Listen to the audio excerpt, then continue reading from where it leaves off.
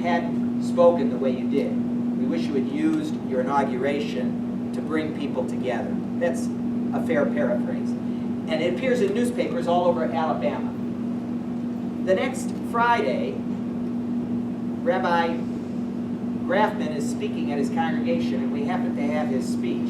And I'm going to play for you a 45-second clip. You got to listen carefully. It goes by quickly. And ask yourself, what must have happened between Wednesday, when this was circulated in the newspapers, and Friday, when he gets up into his pulpit?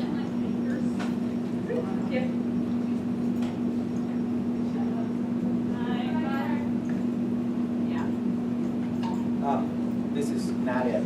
Sorry. This is it.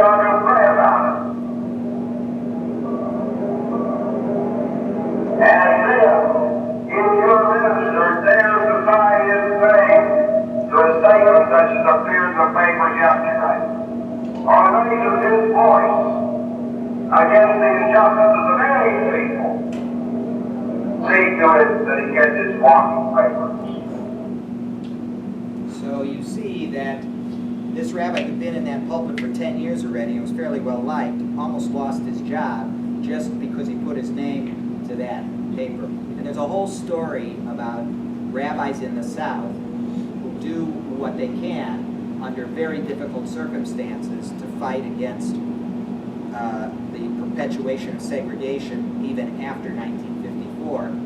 That's a whole story. I write a little bit about that. Now, I'm going to end here, even though I have more to say, but I just want to say that this very close relationship between the Jews and the blacks comes to an end in 1968. There's several reasons for this. First, probably, is the death of Dr. King. But there are many other reasons. And the partnership that, and I just can't go into this, is more, it would take too much time right now, but what happens is that that partnership that was very close for about 14, 12, 13 years, starting in 54 until 68, is there's tension that develops over a variety of topics. And it's really only, truthfully, in the last, I would say, 15 years that there's been now increasing collaboration on national level and on local levels in terms of civil rights activities again between the black community and the Jewish community. I wish I could talk to you more about this, but I want to give my colleague a full chance to also present. So I have one more very interesting document to show you, but I'll see if we have time in the end, and I'll just end right there. So thank you very much.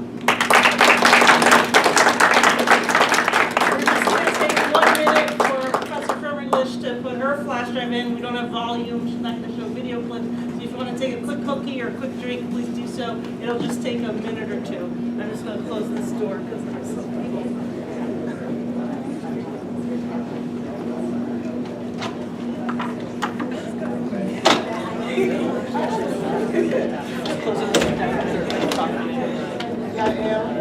I wanted to ask about the title.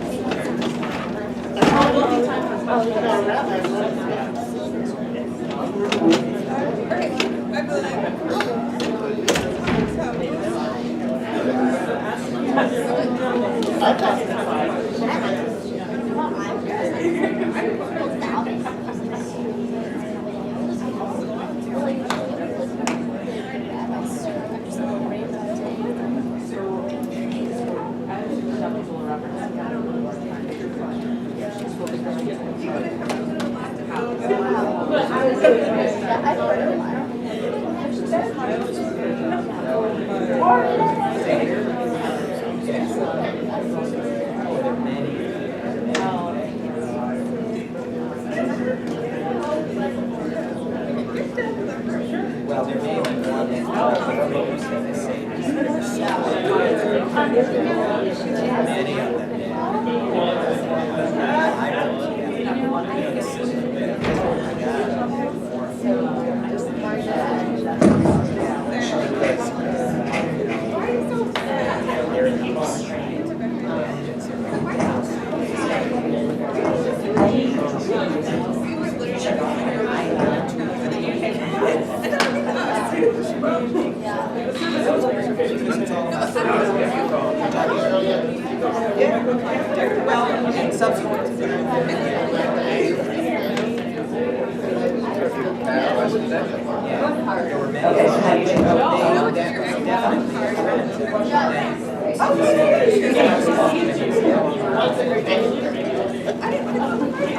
think I'm related to A. I don't think I'm related to Oh, yeah, thank you. Yeah.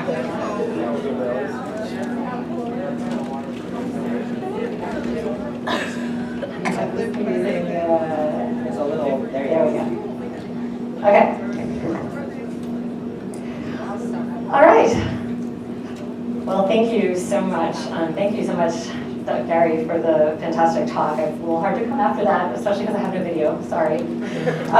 So it's nice to see everyone, and I recognize some family faces in the audience. Thank you all so much for coming out. I really want to thank Jocelyn Hines for inviting me to do this, and Jasmine Lee for helping to organize things, and Yal as well. So thanks to everybody, and thanks for coming out on a cold night. So actually, my talk is really going to fit in pretty well, but differently to Dr. Zola. Can everybody hear me, by the way? Am I blasting you out? Am I screaming? Okay, good. So actually, I'm going to sort of take off a little bit from where Dr. Zola ended, in the sense that I'm going to offer a different and a much more narrow vision of Jews in the civil rights movement. And it's actually in some ways going to offer a really different portrait.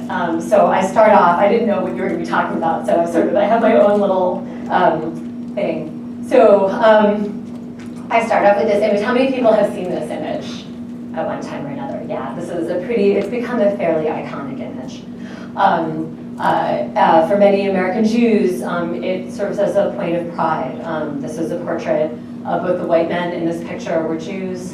They were all murdered doing voter registration work in Mississippi Freedom Summer in 1964.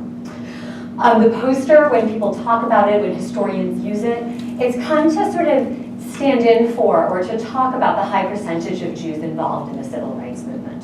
They are pretty dramatic figures that I'm sure Dr. Zola would have gotten to or was thinking about getting to. Over 1/3 of white volunteers in Freedom Summer were Jewish. 2/3 of the whites who participated in the Freedom Rides in 1961 were Jewish. And this is generally the dominant image of Jews participating in the civil rights movement, I think. Sympathetic, concerned whites, motivated by progressive ideals, sometimes radical ideals, sometimes pushed by memories of the Holocaust, and injunctions not to be bystanders that they would find both from the Holocaust and also within the Jewish religion. And I don't want to say that any of these things are not true. I think that they are. But I'd like to add what I think is kind of a forgotten element of Jews' participation in the civil rights movement. And that's American Jews' own struggles with American anti-Semitism. And actually, so when I teach my American Jewish history class, some people know, I use this image because Mickey Schwerner, the guy who's on the right, the white guy on the right, from our perspective, was actually called Jew Boy by the Klan that targeted him and ultimately murdered him. That was his code name, right? So they knew he was Jewish, and they were paying attention to the fact that he was Jewish. And so I'm actually not gonna, I'm gonna move the story back a little bit from Freedom Summer, but it even is important to point out that even during Freedom Summer, Jews' position as Jews and not just white was there, and their experiences with anti-Semitism was something that was significant. I'm going to move back and talk about Jewish organizations like the American Jewish Congress, which was a really important self-defense group for Jews that began working closely with African American organizations in the 1930s. They continued through World War II and in the post-war era. And the evidence I'm going to show for you and the stuff that I'm finding in my research that I'm pretty excited about is that they're not just doing it because Jews are sympathetic to black suppression It's not because of their past experiences with European anti-Semitism necessarily, or even the Holocaust always, or because of any kind of religious sentiment. The American Jewish Congress allied itself with African American civil rights because Jews faced significant institutional anti-Semitism in the United States throughout the first half of the 20th century, particularly after the 1920s. And Jewish organizations were looking for allies to fight things, to fight this kind of discrimination that was keeping them out of jobs, out of schools, and out of clubs, out of private clubs, businesses, hotels, all sorts of things that African Americans were experiencing as well. If we reduce Jews to only sympathetic white onlookers or even active helpers, without discussing Jews' own struggles for equality, I think that we can ignore or at least not pay attention to some of the really important connections that really motivated a lot of American Jews, not necessarily these two guys, but a lot of American Jews to engage in civil rights activism. And the other important thing that I'm going to show you is that American anti-Semitism wasn't just a motivation for American Jews activism. It actually helped to structure and interpret civil rights legislation. So American Jews get very involved in creating civil rights legislation like the 1964 Civil Rights Act. And the grounding of that is shaped by American Jews' own experiences with anti-Semitism. Okay, so that's what I'm going to be talking about. My research, as Yael mentioned, actually centers on the subject of name changing in New York City. But my research has actually taken me to this study because name changing was fundamentally an effort to evade or escape anti-Semitic social and economic discrimination in the middle of the 20th century. So that public institutional anti-Semitism is on the rise, beginning in the 19-teens, moving highly through the 20s and 30s, and spiking in the 1940s. I have an image, I'm sorry, I keep dragging because there's an image, but I'm not quite there yet. Harvard publicly considered, and that means they actually announced, we have too many Jews, basically, and not so many words. We have too many Jews matriculating. We have a Jewish problem, and we don't know what to do about it. Setting off actually public debate throughout the country. They ultimately instituted an informal quota against Jews that was then became a model for colleges and universities throughout the country, so that there was a very consistent quota of Jewish students in many, many colleges and universities throughout the country, especially in the Northeast. Let me get to images. I still don't have it. Beloved public figures like Henry Ford and Father Coughlin openly castigated Jews in public talks that they give in public spaces, called them monopolists and parasites. And as more Jews entered white-collar work, which could mean being a businessman or a salesman, or for a woman, being a secretary, which would have been one of the most available jobs to you, there were significant barriers to their employment just as they began entering. According to one 1937 report, 89% of New York companies declared that they preferred Christians as employees. I'm going to show you an image for that. So you can look, this is sort of a normal want ad that you would have found in the New York world. Do you guys notice anything about this? Do you guys know what want ads are? Nobody knows what want ads are. This is how you used to find jobs before Monster or whatever you use now, right? But so what, does anybody notice what's in there? Protestant, absolutely, Protestant. Anything else? Christian, right? So this is out there, right? Like if you imagine looking for jobs, and some of you are going to be out there looking for jobs, right? This would be like there, in addition to the fact that like the jobs would be separated between men and women, right? So you would know precisely what kinds of jobs were available to you and what weren't. And it's totally open. Employment advertisements declare this. Businesses tell employment agencies about this. It is open knowledge that Jews are kept to either a small quota or simply not welcome at all. And during World War II, pervasive rumors swirled everywhere, insisting both that Jews had manipulated the country into war and that they were war profiteers who would not fight. Oh, sorry. So this is a poem that if you, this is a poem that if you, say, went into a subway or maybe went to work one day, you might find this kind of as a leaflet, sort of tossed on the floor or on a seat. So, first American killed in Pearl Harbor, John J. Hennessy. first pilot to sink a Jap ship, Holland P. Kelly, not even excusing the anti-Asian sentiment there. First American to sink a Jap ship with torpedo, John P. Buckley. Greatest American air hero, Butch O'Hare. First American killed at Guadalcanal, John J. O'Brien. First American to get 4 new tires, Abraham Lipschutz. Right? So, and it's actually interesting, nobody's laughing. People get the joke, like, this is like a joke, right? It's like funny, right? Except it's not, because I'm talking to you in the context of American anti-Semitism, right? And people print this, and they actually think it's just funny. They don't actually think it's a joke, right? Or they don't think it's insulting, right? It's certainly being used in that way. But this is part of sort of a regular, kind of an undercurrent of innuendo and rumor that goes around along during World War II about Jews and the problem that they face to Americans, that they pose to Americans. And it's crucial to note that many of the examples that I've given you above, Jewish names are used as markers by anti-Semites to identify them, to humiliate them, and to discriminate against them. So Harvard and Columbia, when they began their quotas, when they began discriminating against Jews in the 19-teens, the 1920s, began changing their application forms. So this is what the Columbia college application form looked like before 1917. If you look at what it asks you, it asks for your residence, your name and address, where you went to school, where you got your degree or diploma, have you been a degree, that's it, half a page. How long were the applications you guys filled out to get in there? Right? Okay. So in 1917, Columbia begins a process. They too have a Jewish problem, although they don't discuss it openly the way Harvard does. But they begin saying internally, we have a problem, how can we handle it? The way that they handle it is by extending their application form. 4 pages, 5 pages, 6 pages, 8 pages. This is the first page of Harvard, John F. Kennedy's application to Harvard University. They keep this stuff private, let me say. I mean, you can't actually find this stuff. Like, I call the Columbia archivist. They won't let this stuff out. So I actually haven't found specific first Columbia University application that extends it this way. But if you notice, this is the first page of a 4-page application that he filled in. What are they asking? What do you guys notice? What is he asking?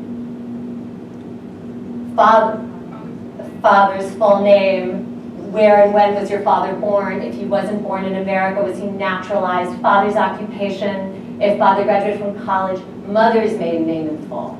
Why are they asking these questions? 4 pages of these kinds of questions. It's like your lineage to like find out like your ancestry. To find out your ancestry, and they're doing it because they want to know who's Jewish, and that's the reason, right? So the modern application form that you all know now was actually instituted solely as an effort to get rid of Jews. They also use photographs, and the goal is also to get rid of African American candidates as well, but there are far fewer of them because they are lower socioeconomically. They are not being able to make it to these places the way that Jews are. And so these are fundamentally efforts to identify who Jews are, to mark them, to force them to either lie on their application forms or simply not be able to get in, right? They actually, by the 1930s, also asked questions about name changing. Has anyone in your family changed their name, right? Seriously, they do, actually. Both Harvard and Columbia asked these kinds of questions. Yeah, they do. No, they did. Actually, if you want to present a case in front of the Supreme Court, though, you still have to tell them if you changed your name. It's like the only question they ask, actually, is if you changed your name. Yeah, and I really think it's very much all a legacy of this. I want to think of the right word. This occurrence, these instances. Okay, so let me get to the next page. Sorry. And you can see here very clearly that Jews' names are being used against them. They are being used as markers, as well as name changing is being used as a marker against Jews for whatever they want to be able to do. You also saw in the First American, in the poem I showed you, again, the way that Jews' names are being used to identify them, to humiliate them, and actually to isolate them as a separate people, right? As a separate race, right? These names are funny, they're ridiculous. Who has a name like Abraham Lipschutz, right? Names are objects of ridicule for no other reason than their presumed Jewish nature. So my primary research into name-changing petitions in New York City offers poignant evidence of the impact of this upsurge of anti-Semitism and the particular targeting of Jewish names on ordinary individuals' lives. In 1937, Dora Sarietsky, a stenographer and typist, testified, quote, "My name proved to be a great handicap in securing a position. In order to facilitate securing work, I assumed the name Doris Watson." Traveling salesman Lawrence Lipschitz sought in 1932 to change his name to Lipson, explaining that, quote, "People out west find it hard to pronounce as well as spell petitioner's name, and petitioner is at times subject to ridicule and embarrassment." And in 1942, Solomon Goldfarb, in his petition to change his name to Saul Robert Guilford, explained that his name was a handicap in his current profession of engineering, that he was engaged to be married, and that, quote, "I desire that any offspring of my marriage shall not labor under the handicap of going through life with a name such as Goldfarb." This is an unfortunate situation in the world we live in, but it is a situation not of my making, and I feel that we must face reality. Thousands of similar petitions from Jews attempting to change their names during the 1930s, 1940s, and 1950s, and this is only in New York City actually, illustrate the ways that institutionalized anti-Semitism affected both the economic opportunities and the social experiences of ordinary American Jews on a daily basis. In response to this upsurge of anti-Semitism, as well as the public calls for unity and democracy precipitated by World War II, the three major Jewish self-defense organizations, and I'm just going to put their names up there. There we go. The American Jewish Committee, the AJC, the B'nai B'rith Anti-Defamation League, the ADL, and the American Jewish Congress began to move from their more limited initial purposes, which were mostly just to defend Jews against libel, against any kind of slander against Jews. But they began to champion a broader multicultural battle against prejudice. Quote, "We regard ethnic discrimination, whether directed against Jews, Negroes, Chinese, Mexicans, or any other group, as a single and indivisible problem, and as one of the most urgent problems of democratic society." AJ Congress President Stephen Wise he's shown up a lot, told the Senate subcommittee, considering federal fair employment practices in 1947. ADL President Benjamin Epstein explained in 1946, "We approach life in America with the premise that the progressive development of a democratic society will bring with it for Jews, as for other groups, the freest and fullest development as individuals and as a community." By the end of World War II, the three different defense organizations had mobilized to root out discrimination against all groups, seeing in all bigotry specific dangers for Jews. So you can see I've got there that the Jewish AJC and the ADL focused on educational techniques.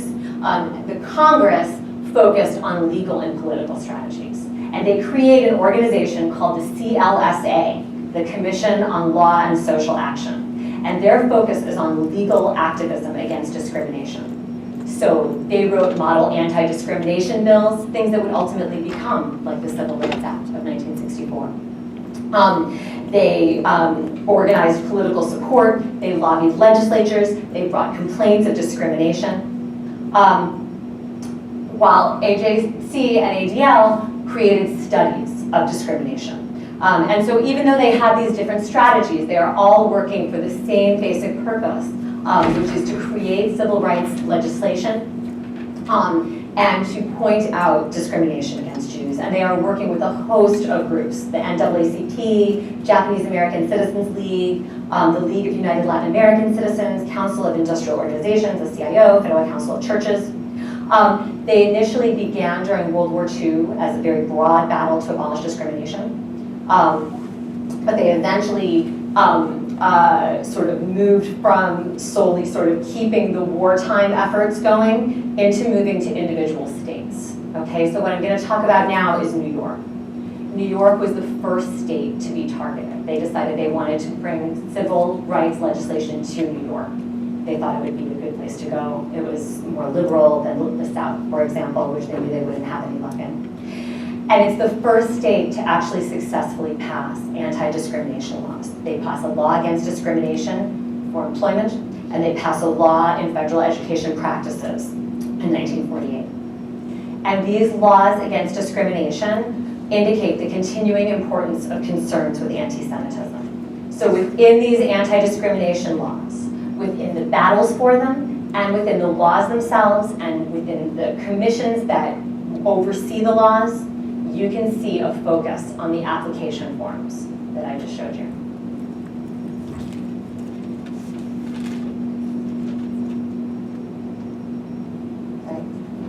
So this is a graphic, right, that is from a speaker from the American Jewish Committee talking about discrimination against Jews. And you can see he's talking about all the different kinds of discrimination. And even though only 18% are application blanks, right, that's what they used to call them, application blanks, nonetheless, in his testimony for why they need a law against discrimination, he focuses on the problems of these application blanks, these discriminatory application blanks. Once the law is passed, it is actually written into the law that you cannot make discriminatory application blanks.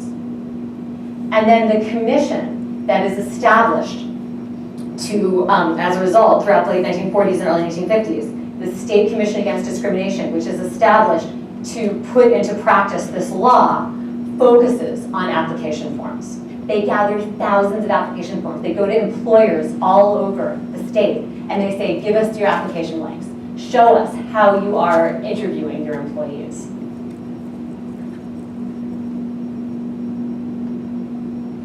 Sorry.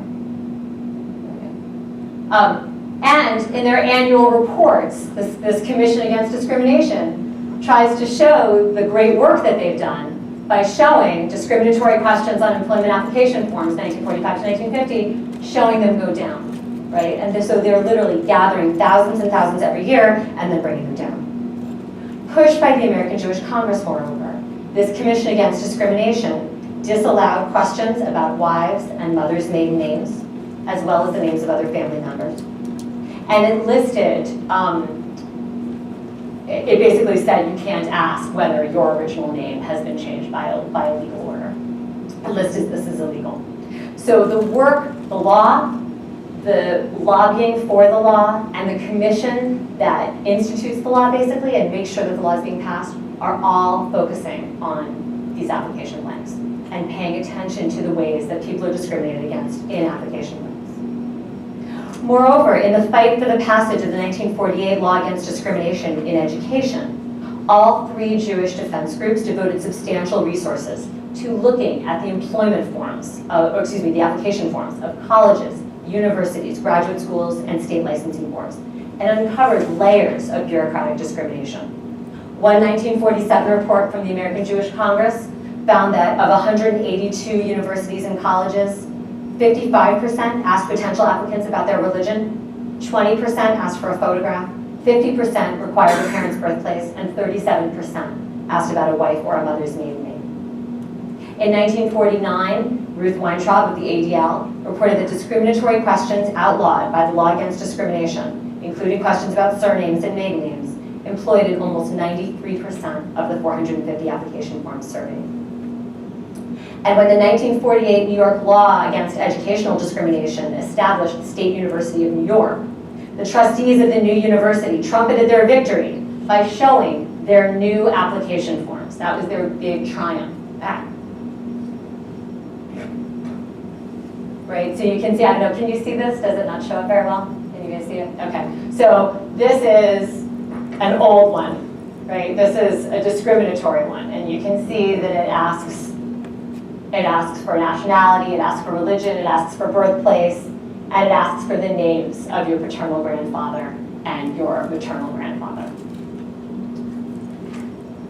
So the nation's earliest civil rights legislation, laws against employment and education discrimination in New York, clearly bore the imprint of American Jews' discrimination through the middle-class machinery, of university and employment application forms throughout the 20th century.